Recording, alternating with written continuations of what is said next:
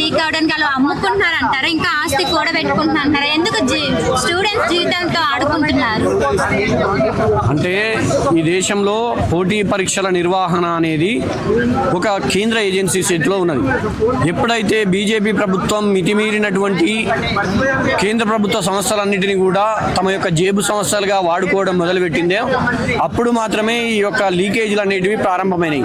తద్వారా భారతదేశంలో ఉన్నటువంటి కేంద్ర ప్రభుత్వంలో బాధ్యతారాహిత్యం అనేది లోపించింది. తద్వారా ఈ యొక్క పేపర్ లీకేజీ ఘటనలు జరుగుతూ ఉన్నాయి. ఎందుకు జరుగుతూ ఉన్నాయి అనేది మనం గమనిస్తే, సూక్ష్మంగా పరిశీలిస్తే, తమ యొక్క జేబు సంస్థలను ఎప్పుడైతే కేంద్ర ప్రభుత్వం తమ ఇంటి సంస్థలుగా తమ పార్టీ సంస్థలుగా వాడుకొని రాజకీయ పార్టీలను వేధింపులకు గురి చేసినాయో, తద్వారా వ్యవస్థ నిర్వీర్యం అయిపోయి తద్వారా బాధ్యత అనేది లేకుండా వ్యవస్థలో ఉన్నటువంటి ఈ లోపాలను సరిచూసుకొని, లేదంటే వీరి యొక్క వాడకాన్ని, వీరి కేంద్ర ప్రభుత్వ సంస్థలను ఏ విధంగా అయితే వీరు తమ అవసరాలకు వాడుకుంటున్నారో ఆ యొక్క అవసరాన్ని, వారి యొక్క వాడకాన్ని గమనించినటువంటి కేంద్ర ప్రభుత్వంలో ఉన్నటువంటి సంస్థలు పేపర్లను లీకేజ్ చేసి దేశ భవిష్యత్తుకు ప్రామాణికమైనటువంటి విద్యార్థుల యొక్క జ్ఞానాన్ని, వారి యొక్క శ్రమను, వారి యొక్క త్యాగాన్ని, వారి యొక్క విలువైన యొక్క సమయాన్ని కూడా లీకేజీకి పాల్పడడం ద్వారా నిర్వీర్యం చేసేటువంటి ప్రయత్నం జరుగుతూ ఉన్నది. అందులో బీజేపీ ప్రభుత్వం ఎప్పుడైతే కేంద్ర ప్రభుత్వ సంస్థలను వాడుకోవడం ప్రారంభించిందో తద్వారా ఈ యొక్క లీకేజీ ఘటనలు జరుగుతూ ఉన్నాయి. తద్వారా ఈ యొక్క దేశ భవిష్యత్తు నాశనం అవుతా ఉన్నది. ఈ దేశంలో అకౌంటబిలిటీ లేకుండా పోయింది. ఈ దేశంలో పౌరులకు బాధ్యత అనేది లేదు, ప్రధానమంత్రికి బాధ్యత లేదు, కేంద్ర మంత్రులకు బాధ్యత లేదు. తద్వారా ఈ యొక్క దేశం మొత్తం కూడా ఒక సుప్త చేతన అవస్థలో, లేదంటే నిర్వీర్యమైనటువంటి పొజిషన్లో కూరుకుపోయిందని చెప్పేసి మేము భావిస్తాం. దీనికి ప్రధాని మోడీ గారు నైట్ స్పందించి ఒక వీడియో రిలీజ్ చేశారు. దాని పట్ల ఏమంటున్నారు?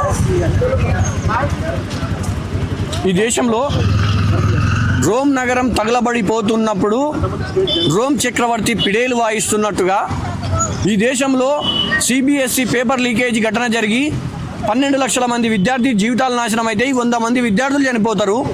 నీట్ పేపర్ లీకేజీ జరిగి 26 లక్షల మంది నీట్ రాస్తే 26 మంది విద్యార్థులు చనిపోతారు. వాళ్ళంతా కూడా ఆందోళనలు చేస్తూ ఢిల్లీ వీధులపైన దెబ్బలు తింటూ ఉంటారు. నెట్ పేపర్ లీక్ అవుతుంది, 2 సార్లు పరీక్ష పెడతారు. ఇవన్నీ జరుగుతూ ఉంటే బాధ్యత వహించకుండా కేంద్రంలో బాధ్యతాయుతంగా ప్రవర్తించాల్సినటువంటి ప్రధానమంత్రి నరేంద్ర మోడీ చివరికి ఒక చిన్న 30 సెకండ్ల వీడియో రిలీజ్ చేసి నేను ఫాస్ట్ ట్రాక్ కోర్టులు ఏర్పాటు చేస్తా, తద్వారా న్యాయం జరుగుతుందంటే ఈ దేశంలో ఉన్నటువంటి న్యాయ వ్యవస్థని అమ్ముడు అయిన తర్వాత, ఈ దేశంలో ఉన్నటువంటి కేంద్ర మంత్రులకు బాధ్యత లేకుండా అయిన తర్వాత, ప్రభుత్వంలో ఉన్నటువంటి వ్యవస్థలు ప్రజల కోసం పనిచేస్తాయన్నటువంటి ఒక నమ్మకాన్ని ఈ దేశ యువత కోల్పోయింది. ఈ దేశంలో ఉన్నటువంటి విద్యార్థులు కోల్పోయారు. కాబట్టే ఈరోజు ఈ దేశంలో ఈ పరిస్థితి వచ్చింది. అందుకే ప్రధాని మాటలను కూడా నమ్మేటువంటి పరిస్థితి ఈ దేశంలో లేదని చెప్పేసి మేము అభిప్రాయపడతాం. అందరూ కూడా విద్యాశాఖ మంత్రి రాజీనామా చేయాలంటున్నారు. మీరు కూడా అదే విధంగా కోరుకుంటున్నారా? తక్షణమే బాధ్యతాయుతమైనటువంటి పొజిషన్లో ఉన్నటువంటి ప్రతి వ్యక్తి తమ యొక్క బాధ్యతల మేరకు నడుచుకోవాల్సి ఉంటుంది. ఆ విధంగా నడుచుకుంటలేరంటే అక్కడ ఆ యొక్క వ్యక్తుల ప్రమేయమా, లేదంటే ఆ వ్యక్తుల యొక్క సంబంధికుల ప్రమేయమా, లేదంటే ఆ వ్యక్తుల యొక్క రాజకీయ నేపథ్యానికి సంబంధించినటువంటి ప్రమేయమా ఆ యొక్క వ్యవస్థల పైన పడి ఉంటుంది. కాబట్టి ఈ యొక్క సంఘటనలు జరుగుతూ ఉన్నాయి. కాబట్టి ఆ విషయాన్ని మేము చాలా బలంగా రాజీనామా చేయాల్సిందిగా డిమాండ్ చేస్తా ఉన్నాం.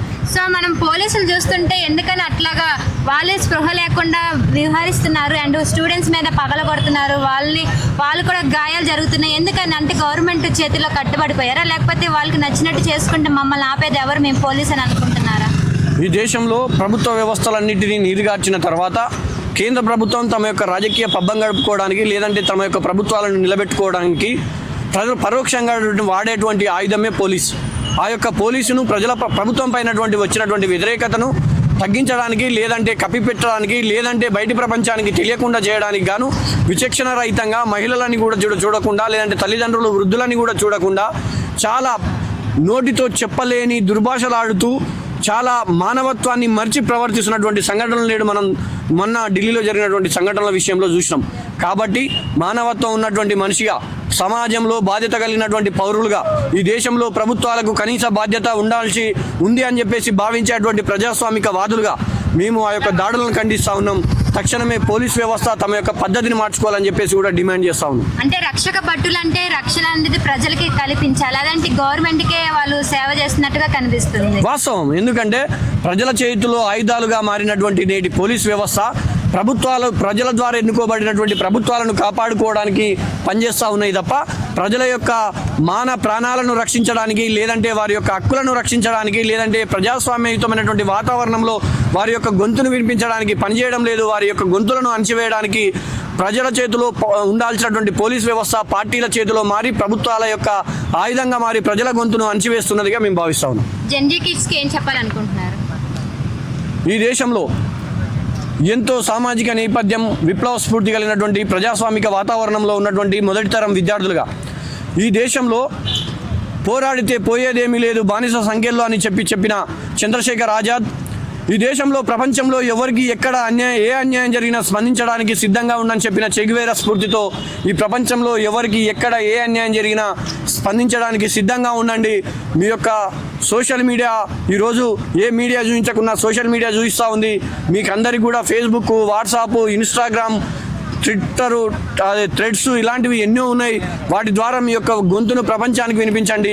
తద్వారా ఈ యొక్క ముష్టి ప్రభుత్వాలను, కరుడుగట్టినటువంటి ఫాసిజంలో కూరుకుపోయినటువంటి ప్రభుత్వాలను గద్దెదించడానికి మీ వంతు పోరాటం చేయండి, ప్రయత్నం చేయండి. అటువైపుగా మీ యొక్క గొంతును వినిపించండి అని చెప్పేసి విజ్ఞప్తి చేస్తా ఉన్నాం. Thank you.